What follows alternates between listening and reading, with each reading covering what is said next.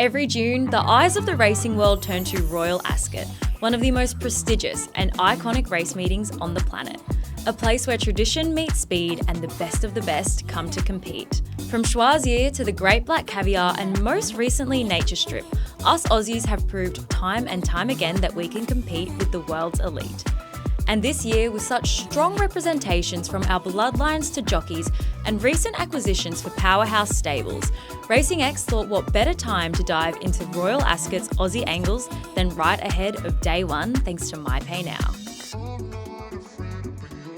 Our traditional opener in the Group 1 Queen Anne sees an interesting sprinkle of Aussie flavour with Yulong, Kieran Maher and James McDonald teaming up with recent acquisition Carl Spackler. A three-time Group 1 winner in the US, this son of Lope de Vega boasts an impressive resume and pedigree that suggests he will be right at home over the Ascot Mile. And to add to the excitement, we get to look forward to seeing this entire head down under to contest the Cox Plate later this spring.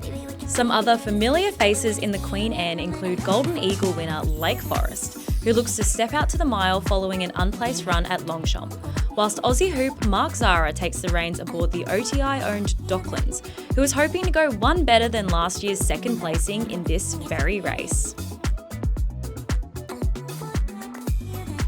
As we move on to the Group 1 King Charles III, our golden girl Asfoora arrives on a title defence.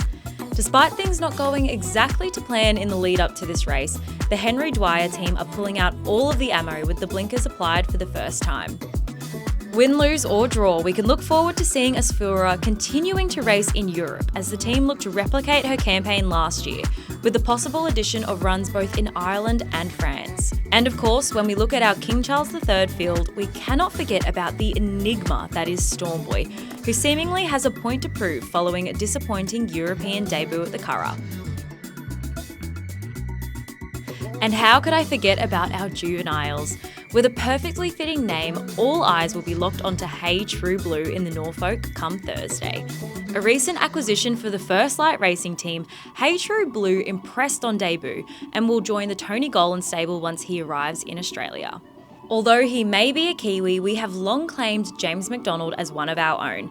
And since being announced as second-string rider for Wathnan Racing, James has given us plenty more to cheer home, with particularly notable chances aboard an exciting 2-year-old underwriter in the Coventry, as well as last year's electric Queen Mary Stakes winner Crimson Advocate, who this year will tackle the Group 2 Duke of Cambridge over the mile. If you're going to be nocturnal like I am this week, you can catch all of the Royal Ascot action live across Sky Channel and racing.com, or catch up on the key highlights here at Racing X.